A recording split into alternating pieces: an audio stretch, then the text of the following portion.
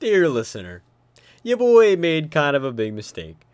I was trying to export my audio, and somehow, some way, the thing just threw itself out the window. So, I'm here to say that the audio that has been recorded for this has been post-recorded by me. I'm more or less reflecting my exact arguments and more or less my mannerisms in response to Zach and Christian. So, yeah, if anything sounds really weird or unnatural, that's probably the reason why. So, hopefully, Zach fixed everything and it sounds amazing.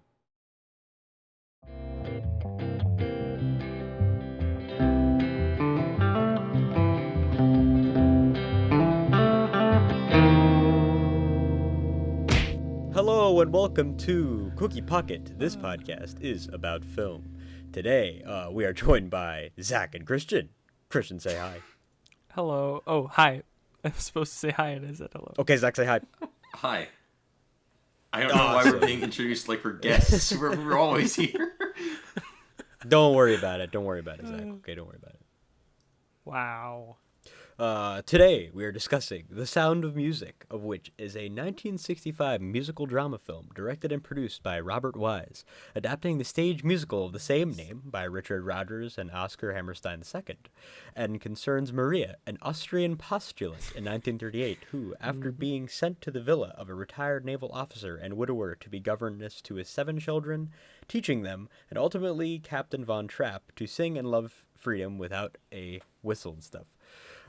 Julie Andrews plays Maria, Christopher Plummer plays Captain Von Trapp, and Bill Lee as his scapegoat / singing dub, Eleanor Parker as Baroness Elsa, Peggy Wood as Mother Abbess, Charmian Carr plays Liesel, Daniel Truhita is Rolf, and there's 6 other children, so just look at the cast list. So what did you guys think of the film? Well, I think first off I should say that this is kind of a golly gee Mr. Musical, so it's already kind of shooting up in from my perspective, because I'm typically not a fan of that genre. But I will say that I think I prefer this to West Side Story. Now, it's not a landslide by any means. They're both films that I'm not especially keen on, but I do. For one thing, I think that the location photography in this is absolutely gorgeous. The opening shots of this, which is the huge sweeping helicopter shots of the mountains, were just beautiful. It's visually breathtaking, I think. And there's a lot of scenes that are photographed in low light that are just so eye-catching, and immediately you look at them and go, wow, that's really different and really beautiful.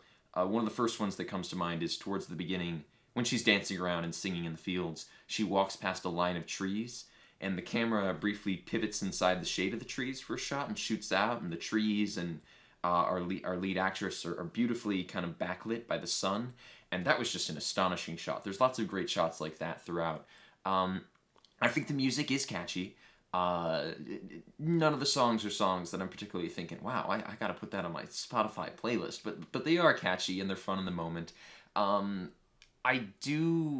I have an issue with this that I have with a lot of classic musicals, in that a lot of the time with older musicals, the songs don't really push forward the narrative in any significant way. They're kind of there to emphasize specific tonal moments, which works, I suppose. It's kind of a very classical understanding of what a musical should be, but it does mean that a lot of the time the songs themselves can feel kind of redundant, or kind of like they're just prolonging a moment, and you can sort of feel like, okay, we've covered this, let's move on. Which certainly doesn't help the runtime, because I do think this is quite stretched out. It's almost 3 hours, and you kind of do feel those 3 hours. But it's an entertaining watch, and if you're somebody who's a fan of musicals, I do think you've got to see it at some point. So it's a 3 out of 5 for me. It's good, but I don't think it's great, and I probably won't rewatch it for a long time. Okay. I think this is great. I gave it a 4, and going into it, I kind of thought I might fall into a 3 or a 3.5 territory, because, like Zach Just said, to spite it is me. long. No, not to spite. No, I do things to spite Zach. Most of the ratings I do for you, Mitchell, are to appease or to endear myself to you. Okay. I have 2 very different goals with the 2 of you, and I will make no attempt to hide that. Anyway, I think this is great. I hear what Zach said about the musical numbers kind of just being there for a moment instead of for the plot. I don't take issue with it as long as they're good songs, and I think most of them are. Though I will say this suffers from what almost any musical ever suffers from, which is the second act is like kind of less than the first in the context of the musical part of this film, and a lot of it is reprise. But I think it earns that breath for itself because the first act is really packed full of great tunes. I think we have great leads. Obviously, I don't really take issue with any performances. I think Julie Andrews. There are a couple like overwrought stagey moments, but it's almost like a note of style that it doesn't bother me too much. The one that literally made me laugh out loud is at the end of the 16 going on 17 song. Liesel's kind of just like standing in the rain and she just goes like wee. It just feels completely unnatural to me. But aside from that, it's all kind of packaged in the style of the musical, and it works for me. This is long, but it's entertaining, and I think it's a pretty good watch for anyone. I think pretty much anyone should see this at least once, and if you're really, really inhibited by the long runtime, take advantage of that intermission halfway through, and you'll get through it just fine, I think. All right. I gave this a 4 out of 5. I would pretty much agree with what Christian said about the runtime, and I believe Zach as well. It does feel like it drags a little bit. I feel like one of the main things is that a lot of the songs kind of feel a tad too repetitious, like they were used one too many times. But most of the songs I think really fit and are really well used. I feel like the historical time period might have a slight influence on why I like it so much. But I mean, Julie Andrews and Christopher Plummer, I mean, second to none. I think the story is a tad bit simple. Yeah. Which you can kind of come to expect with a lot of musicals, especially when a lot of the runtime's taken up by the actual songs. And I gotta admit, some of the songs are not too keen on. Do Re Mi, I'm probably like the most critical of, and honestly, but most of the songs I think are great. I think that they really stand the test of time. They're iconic for a reason. I feel like the actual singing by Julie Andrews and Bill, what's his name, that does Christopher Plummer's singing, I think it really works with the tone. Also, speaking of tone, a lot of the tone comes across from the wide vistas, how great everything looks, and the Austrian Alps as a background, and then it's raining and it's nighttime, and the city streets, when the nunnery, all those places just look completely unique, like they're totally taken from a theater stage, and I think they work really well. Besides the runtime, I really don't have too many other criticisms, but overall, I feel like it really flows very nicely, particularly towards the beginning rather than the end, in my opinion. I do feel like it kind of starts to pick up towards the end as kind of like a war drama thing. And it's kind of really towards the end, so it doesn't really bother me that much. I wonder why. But overall, I think this is a really good film. I think there's a lot of value that can be seen in it. A lot more so than other musicals, in my opinion. But I really think it gives a really deep and varied presentation. I don't think it's very monotone.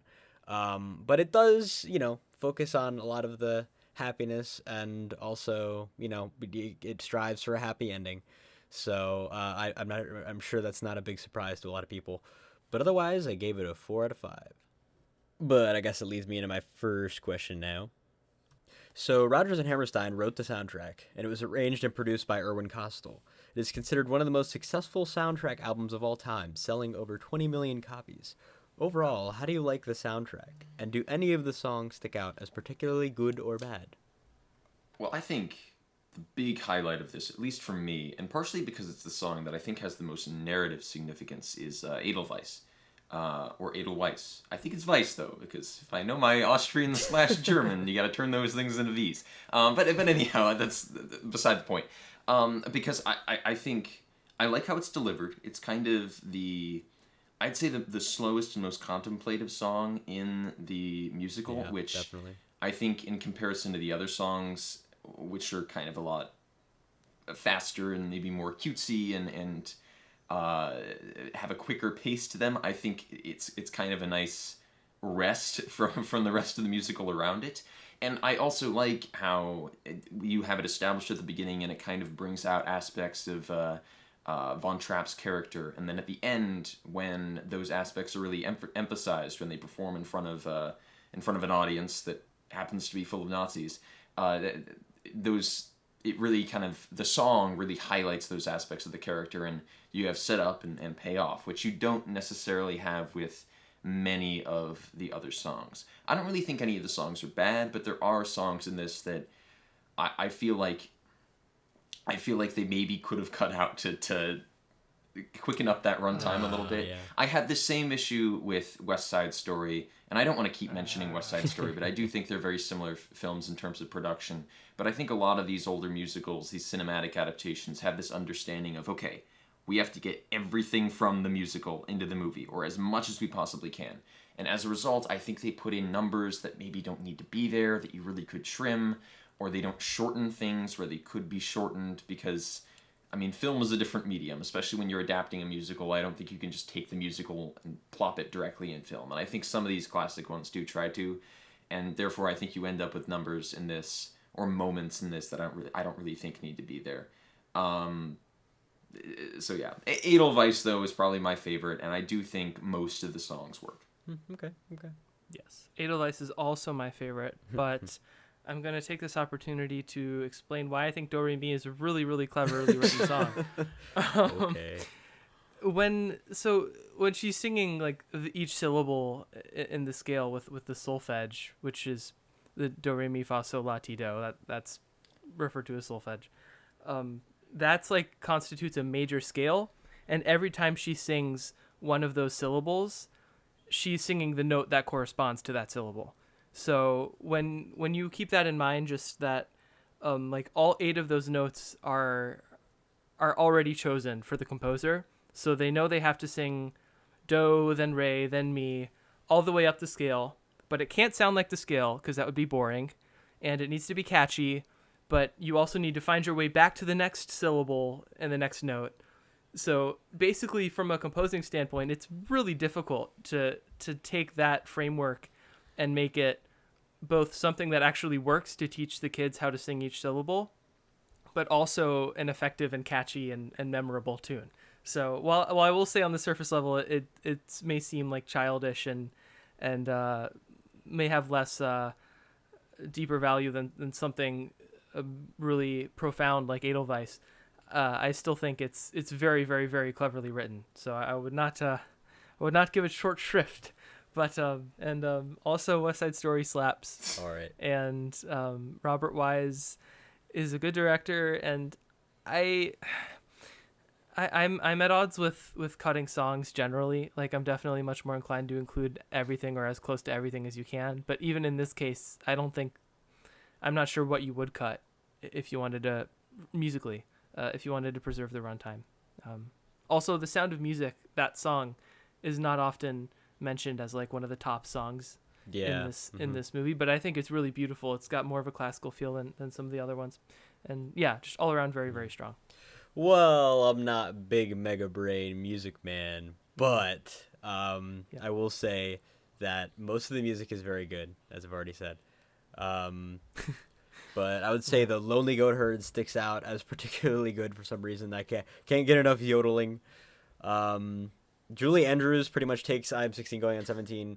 I don't really think the Liesel moment is, I don't know, I just don't feel like it's appropriate. There's a couple songs that were used twice for no reason. I believe the one that sticks out to me is the Goodnight one. The Goodnight one they used literally twice, and it goes on for so long, and they're doing the exact same thing, and they're marching in place and all of that. I just feel like it drags out way too long.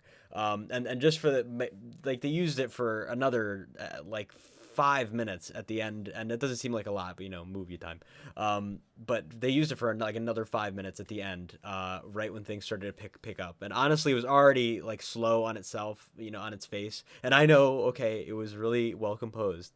But in terms of actually using the music, I feel like the music is used a lot better when it's more influential to the plot. I kind of disagree with Zach saying that the music isn't really impactful in the plot, because I feel like the second third of the film particularly has a lot of moments where Maria or Captain Von Trapp are being constantly like changed emotionally, or have a complete emotional shift, or even a character trait shift whenever they're talking. But otherwise, I feel like in terms of the actual musical composition, I like I said, I think it sounds great. Obviously, Edelweiss is the best. Do Re Mi feels a little bit too repetitive, but at least there's a lot of visual going on. So overall, a really great soundtrack. But controversial opinion though that may be, The Sound of Music has a pretty good soundtrack. Yes, it most definitely does. And like Christian had said, Great. The Sound of Music obviously is underrated. I think it introduces everything really well, having Julie Andrews spin around and nearly die on the field. But I think it's a really great selection. I think most of the songs are pretty relevant to what's going on. So yeah, not very much I would change. But going on to my next question. Critics often complained that Rodgers and Hammerstein merely use real-life events and plot points ripped straight from The King and I, with the nanny rejecting authority in a foreign place premise. Von Trapp is portrayed as sterner than Maria, Anschluss is shown as initially rejected instead of widely accepted, Maria is hired as the governess instead of a tutor, and the Von Trapps went by train instead of by mountain. This film was also considered to be based on the original play, interviews, Maria Von Trapp's real memoir, and within historical events. How does this film fare as a musical adaptation, and do you think Robert Wise, with his, quote, complete dramatic freedom, is right in changing, exaggerating, and fairy taleifying certain story aspects to better fit the film's themes and musical numbers? Well, Zach, you go. Okay. So I may have some egg on my face here, but based on what you were describing, this might be the first time I've recognized that this is based on an actual true story, because I did not know that. Wow. But I think I can also relate this to the idea of fairy tailing, because if they are adapting and changing around certain aspects of the story, one of the things that kind of bugged me about this movie in its addressing real life events was, and I know we've discussed this a million times, the old Jojo Rabbit debate of if you're going to use real life events in a lighthearted way, to what level do you have to address the darker side of those events? And Christian has often argued for movies like Jojo Rabbit or The Great Dictator that they're willing to use the image of those events without addressing maybe the darker consequences of them. I believe I have that argument pretty well summarized. Correct, Christian? I suppose. Okay, so I don't have that issue with those films, but I did have it with this one. And perhaps that issue is less well-founded because it's based on real events. But I do think things in this felt unusual to me, given the context. And they did feel like added fantastical beats that didn't really feel comfortable in the setting they were couched in. At the end, when the nuns like dismantled the Nazis' cars and are like, "What have we done? Haven't we been bad?" It was like this doesn't feel very appropriate for the moment. It felt like weirdly silly to me, and I also, I mean, this is totally invalid at this point, but I really wanted Von Trapp to die at the end of this movie, because I felt that this movie did not really. It paid homage and sort of alluded to the Nazis and to the darkness of the Nazi party, but they didn't really ever show any kind of consequences for that. It was just sort of, well, people are vaguely uncomfortable and have to do things they don't want to do. And I thought if, like, Rolf, for instance, shoots Von Trapp at the end of the scene, like, we will have a real dramatic punch, we'll have a real darkness to lend that weight, in addition to kind of the more fantastical, lighthearted elements of the story. And Maria and the children can still get away over the mountains, we can still have our happy closing helicopter shot, but we also have that feeling of a darkness and a weight to that force as well. Now, if Von Trapp himself actually rode off on a train into the sunset, then perhaps my desire is totally out of the question. But I feel like if they're willing to change other stuff, they can kill Von Trapp. It's not that much of a big change. So I don't know if I really answered the question. No, you did. But I think the fact that I didn't really know the true story or the original story meant that I didn't really have much of a conception of the fantastical elements that they were adding. But I did feel that it was maybe a little too lighthearted for that time in history without addressing the darker aspects. Interesting. I see where you're coming from.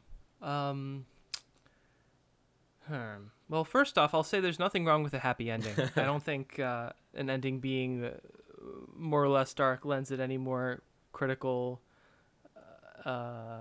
grounding, or I don't know. I don't think it makes it any more qualified than whether it's happier or sadder. But in terms of plagiarizing The King and I, that's also Rodgers and Hammerstein. So I say go for it if you're going to plagiarize yourself, and I think it works fine. I similarly have some egg on my face, as I did not really know that this was historically an adaptation of real events.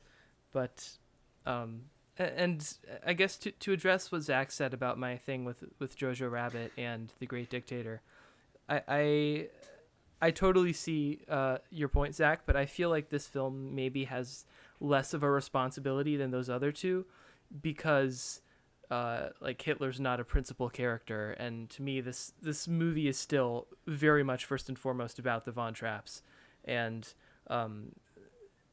it's not. I think World War II is more of the setting, and I think it's handled pretty reverently. Like, I don't think Nazism is ever trivialized, and I don't think the threat to Austria or the characters is ever either over or underplayed.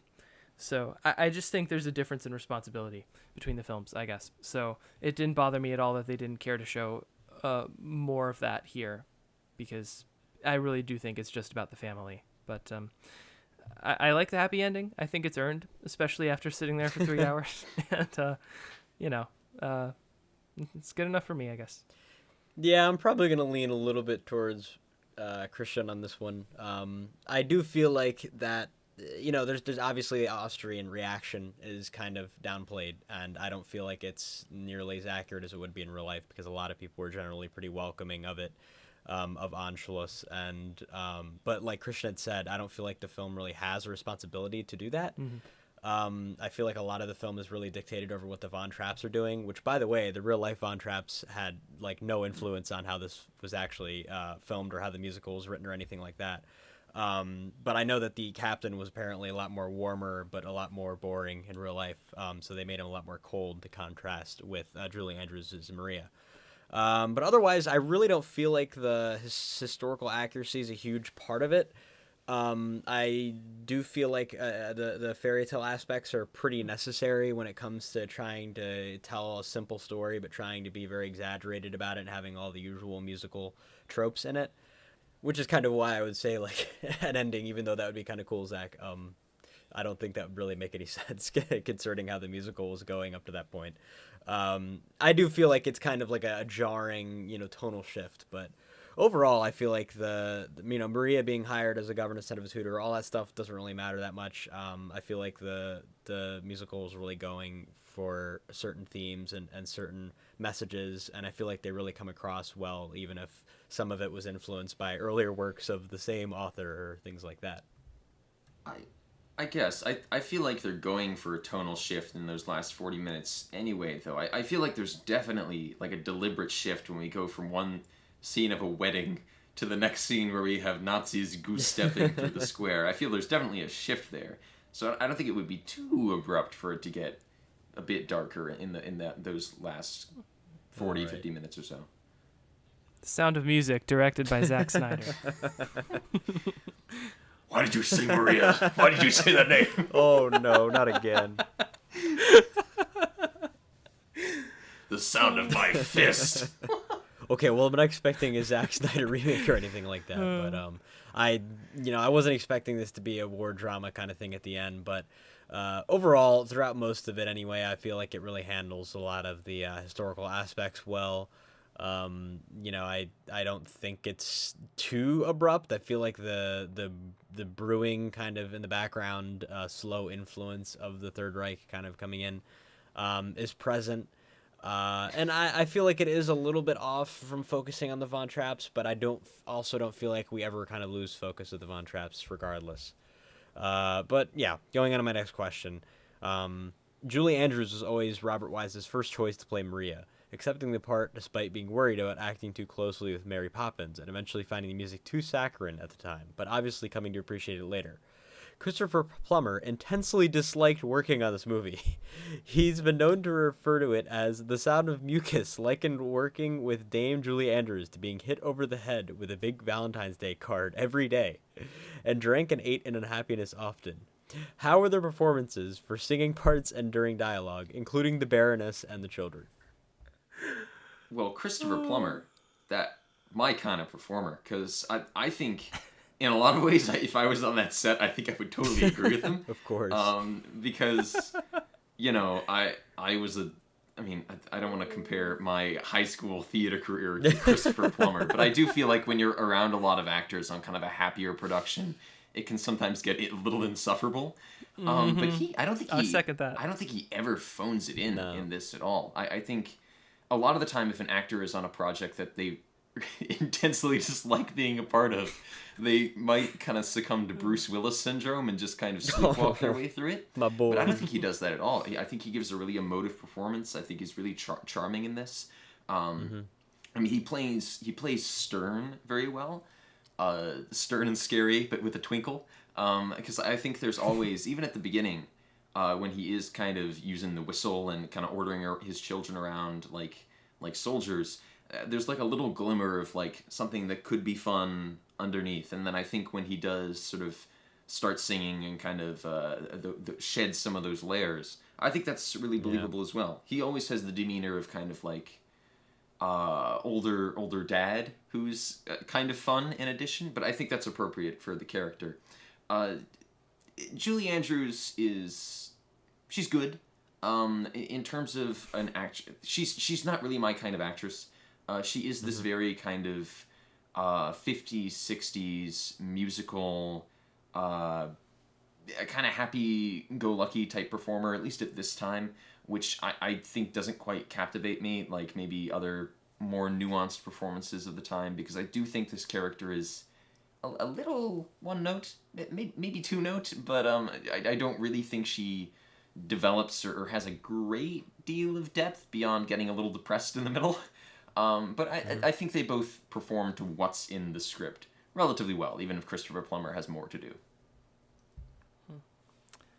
Man, I was about to come back at you and say, but her purpose is to like show the Von Trapps what it is to feel love and be happy again. And then I was like, oh wow, this really is kind of Mary Poppins, isn't it?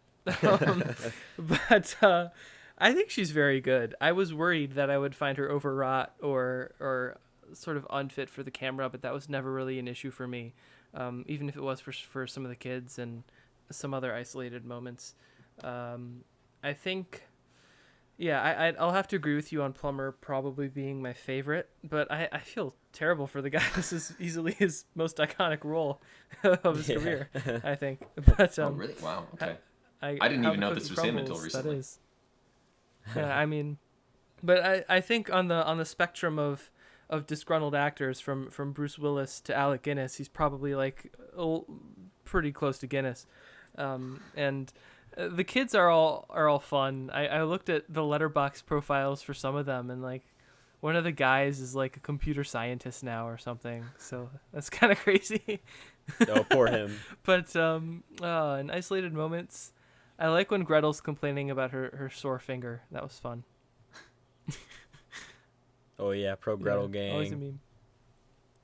Yeah, I pretty much exactly agree with what you guys said. I do feel like Julie Andrews is kind of a one-note, two-note actress, but I definitely feel like it fits the vibe of the movie. I feel like she really has a lot of operation with her role. I feel like she has a lot of determination to make these kids feel, much more free and loving and enjoy things outside of Mr. Military Man making everything beep bop boop all the time. And I think that Christopher Plummer plays a wonderful Von Trapp, like I had mentioned. Von Trapp's kind of just like a basic dude in real life, didn't really do anything too interesting, or was very noteworthy or cold or anything like that. But I totally think that he's, I think Christopher Plummer's cynicism definitely plays across. I think that's a total aid to his character, and he just never looks like he wants to be there. He never wants to be there. And I think the kids are all right. I feel like Liesel's kind of generic-ish and doesn't really age too well. No pun intended on the age reference, but I think they're pretty good, and I think that they do what they need to do.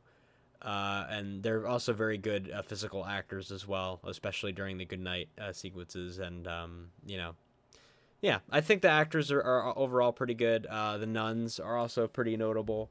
They definitely feel they act a lot more wiser and feel a lot more like they've been around and act like a good counter to the house of sadness and authority.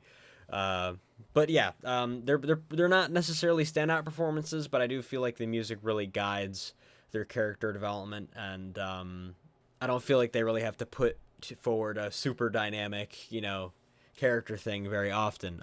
But when they are in dialogue, I do feel like the dialogue's very well paced with the music, so it doesn't feel like it drags too much between the songs or anything like that. Even if it sometimes sounds a little too musical-y, I guess. I think some of the actors do have a very stagey kind of speak it to the back row type of performance, which is would work better on stage than I think it does on film. I never really have the sense of like that's how real people talk when I'm looking at a lot of the kids, but it works with the tone of the film. Yeah. Yep. And on that note, are there any other final thoughts about The Sound of Music? Watch this and West Side Story. They're both great. And though we may have our preferences, I think we all three can agree that they both have significant merits, and that if you're interested in musicals at all, Robert Wise does a great job with both. And The Sound of Music is probably a little bit more of a classic in terms of reputation, but I think both are worthy of a watch by just about anyone. Yeah. Both this and West Side Story aren't exactly my kind of film, but I do think that if you're someone who's into musicals or musical theater, they're definitely worth watching. And I said that I preferred this, but it's a pretty thin preference. There are things that I do like in West Side Story better, but I found myself enjoying this by a slightly wider margin. I will say Robert Wise, though, is not just the musical guy. I really recommend that people check out The Haunting, which is a much smaller, kind of eerier film from him, which he's also great at. He's a great director overall. I do recommend looking at some of his smaller filmography in addition. Go see The Sound of Music. I gave it a 4 out of 5, and I'm not the biggest fan of musicals, and Julie Andrews and Christopher Plummer are great together, but this was definitely much more bearable for me as a musical. More bearable. The two best words in the cinematic. I guess it was more bearable. Do you bleed? You will. That was Zack Snyder's Batman. Sorry. Oh, okay. Yes. Throw him away. But now we go on to our week in review. Okay. Week in review. So last night I watched Thirst, which is a 2009 Korean film by Park Chan-wook, who's probably most well known for directing Oldboy, but he also directed films like Stoker. He's a pretty prolific director. And I liked Thirst quite a bit. It's kind of like a modern take on The Legend of the Vampire, but from kind of a more science fiction perspective, but it's kept pretty vague. But I enjoyed it quite a bit. Like, it doesn't have quite as much visual stylization as a lot of other Park Chan-wook films. Films like Stoker, the camera's constantly swinging all over the place, and you could almost get motion sickness from a film like that. But this one, it's a little more locked down, even though it does still have his unusual methods of framing, and it's often very, very uncomfortable. There are subtle little things in this that aren't really even all that gory, but the way they're filmed and the way the sound design accompanies them makes them just gross. But if you're somebody who's a fan of horror movies, if you're somebody who's a fan of horror folklore, and someone who's interested in Korean cinema, I would definitely recommend checking Thirst out. It's both quite uncomfortable and disturbing, and also in some places really romantic and beautiful in a very unusual way. It's definitely one that'll make you think. So 3 out of 5 for Thirst, 2009. Great. I saw The Suicide Squad in theaters. Ooh. And let me tell you, it is a lot of fun. I initially gave it a 4.5, but then revised down to a 4 because I thought I might have been a little bit too excited about it. But, I think it's really, really great. It is totally unfiltered James Gunn. Like, it is like James Gunn cranked up to 12 based on what you've seen from him in the Guardians movies. And Wow. you get all that gore and all the F-bombs that he couldn't do in Disney's house, and he's just letting it fly here. And for the most part, it's really fun. My only criticisms are really, like, some of the jokes don't really land, like, at all. I don't think he's very good at being funny, particularly with Harley. Like, I don't think he understands her humor very well. I thought she was much, much funnier in Birds of Prey. But I think in terms of action, peak Harley Quinn action sequences in this one. Like, holy heck, guys. It's so cool. And Wow. James Gunn heck. is so good at making you care about characters that you shouldn't care about. Like, it's been a common thing for people to come out of this movie saying Rick Flag is like a favorite for them. Like, who cares about Rick Flag? What the heck? And there's this character named Ratcatcher 2, played by this relative newcomer Daniela Melchior. I hope I'm pronouncing that correctly. And she's awesome. She's like the best part of the movie. And she's like Ratcatcher 2. That is the character's name.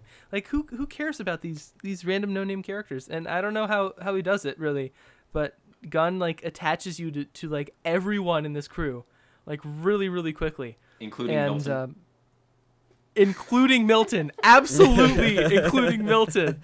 Yes. Oh my god. And King Shark is just a meme the whole time. King Shark. And oh gosh, Let's it's just go. a whole lot of fun. Oh, I'd be remiss if I didn't mention Das Malkian's Polka Dot Man. I really, really like Das Malkian. I was very excited for his role in this, and I really just like saying his last name because it's fun to say. But he's great. If you're comfortable with going to the theater, man, go see this. And if not, it's on HBO Max too. So it's a lot of fun. Yeah, I'm going to try to see that one, The Green Knight, and Pig before the end of the summer, but that might The not Green happen. Knight is so good. I might talk about that on our next week in review. Well, I'm going to change the gears a bit here and talk about something that's not so good that I may or may not have seen with these two goobers here. Oh, I know where you're going. And You're making me worried. and it's an awesome experience, I tell you what. But you all have heard of the old mutants. But we saw New Mutants. Oh my goodness. What a terrible movie. There is very little going on here. There's very few actors that are not very good. Lockheed for 2 minutes. Yeah, CGI Lockheed for 2 minutes. Yeah. There's not really a whole lot that happens that's very important. The action looks absolutely terrible. I'm honestly really surprised this was ever released by Marvel, and I'm very sad. I was going to say, when I mentioned We Are Still Here, I described it as feeling like a student film in the best ways. The New Mutants feels like a student film in the worst ways, where it's like you have a cast made up only of your friends who are only so-so actors a lot of the time. And you have one location to work with and very limited effects, and your plot only kind of makes sense because you wrote it in a weekend. Not good. Yeah, and all the Marvel timeline stuff just completely thrown out the window. barely has any relevance. I don't know what's happening anymore, honestly. Every character has like one thing they're doing. There's one guy that's just like always washing dishes. He's All doing the nothing time. else, and it's just I don't know. There's He's people that hate each always other for washing no dishes. reason. Yeah, I don't understand. The characters are one-dimensional. The romances are forced. The only antagonist is a bear that's there for some reason. I don't know why. Well, you see, Mitchell, there are 2 bears inside everyone, and neither of the bears inside this director knew how to make a movie. Oh no. Yeah, there's no decipherable meaning in this. Wow. I highly recommend you do not see this. 1 out of It's 5. pretty much a waste of time. Yeah, 1 out of 5. Another reason not to get Disney Plus. Oh, that was on HBO Max. Oh boy. Oh well, another reason not to get Disney Plus. But anyway, what's our next bit now? I kind of forgot. I think we do the munitions minute. Oh yeah, All right. right. Yep. Believe it or not, there is a gun in this, and you wouldn't have seen it if you weren't Yes. paying attention. Pew. Mitchell has a minute to talk about firearms and military hardware in The Sound of Music of all films. In 3, 2, 1, go. So during the film's climax, Rolf, who has eventually now turned a Nazi, has a Luger Po8 aimed at Captain von Trapp, which was widely known to be a German officer's pistol during World War II. It was designed in 1898 by Georg Luger, who initially sought to make improvements to the original Burkhardt C93. The pistol is chambered in 9x19 millimeter Kurz, which is the same caliber that's used for the MP40, as we've discussed before. But the Luger was actually used a lot more in World War I than World War II, until it was replaced in World War II largely by the Walther P38. Switzerland continued to manufacture 7.65 by 21 millimeter Lugers and issued them in the 60s and 70s. Used the toggle lock action instead of a slide action, and were highly sought after by Allied infantry. R.I.P. Hubler from Banner Brothers. Sad. All right, that was wonderfully succinct. Thank Okay. Do I hear? What is that? Is that a tour bus? Honk, honk. Yay! We're back with another gem of cinema. I watched The Hidden Fortress, Akira Kurosawa's terrific adventure movie, starring Toshiro Mifune, of course, as Rokurota, and several other memorable characters. Chief amongst them, Princess Yuki, who is widely acknowledged as the sort of blueprint from which Princess Leia emerged, and I think in many ways George copied even more for Padme for the prequel trilogy. But this is a really terrific movie. The two fools are sort of the characters that frame it narratively. It's largely told from their perspective, which is a nice device that, again, George kind of takes and uses for R2 and C-3PO in the original trilogy. But setting aside all the Star Wars comparisons, just as its own thing, it is incredibly fun and purposeful. And it kind of gave me a new lease on Mifune, who, in the other stuff I had seen, is always kind of bombastic and kind of an outcast, and does like maybe even overacts to some extent in the sense that his character is in some cases hysterical. But here he's a much more down to earth, leveled out general with this big reputation and an important mission, and he's got a lot more like Obi-Wan vibes about him, and it just works really, really well. And it's the biggest piece of evidence for me that he's truly a three-dimensional performer. Anyone that likes action, adventure, whatever, I think this is probably Kurosawa's most accessible film of those that I've seen so far, and it's just awesome. It's very fun. Princess Yuki's epic, and yeah, go watch it. Epic.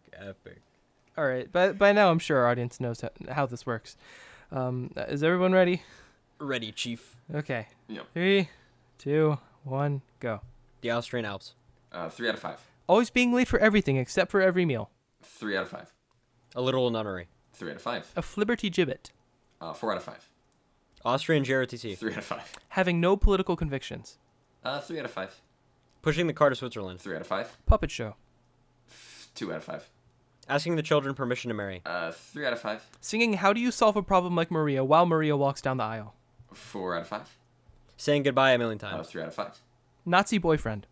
2 out of 5. Climbing trees. 3 out of 5. Play clothes. 3 out of 5. Liking rich people. 2 out of 5. Edelweiss. 4 out of 5. Marching instead of playing. 3 out of 5. Laced with lemonade. 4 out of 5. Nothing coming from nothing. 3 out of 5. Rodgers and Hammerstein. 3 out of 5. Flag display sus. 4 out of 5. Pocket frog. 3 out of 5. Wow. 5 seconds to spare. Oh, we made it. Ooh, wow. Dang. Yeah. Pocket frog. I did. And I probably should have added more of Mitchell's, but alas, here we are. The nature of the rundown. That's all right. Shall I Hey, it preview went our great. next episode? Yes, I think so. You shall. Okay. Oh, all right. I'm gonna try to stay calm here, guys. In our next episode, we will be discussing La La Land, directed by Damien Chazelle and starring Ryan Gosling and Emma Stone. And in a lot of ways, I really do credit this movie with being my first step into a larger cinematic world, and understanding movies as more than just something to entertain me while I'm munching on the popcorn on a Friday night. You know, I think there's a lot to talk about here aside from the music, and it is a immensely romantic film, and it's probably my favorite film of all time. So I very much look forward to discussing it with you two, and I hope that you both find something to enjoy from it. All right. Well, I'm looking forward to seeing something from All it. right. I'm looking forward to it. And, Mom, I don't just like this film because of the situation in which I saw it, all right? Okay. We'll talk about that. Yes, we will. Well, then. This has been Cookie Pocket. This podcast is about film. We just dunnily did The Sound of Music. Goodbye.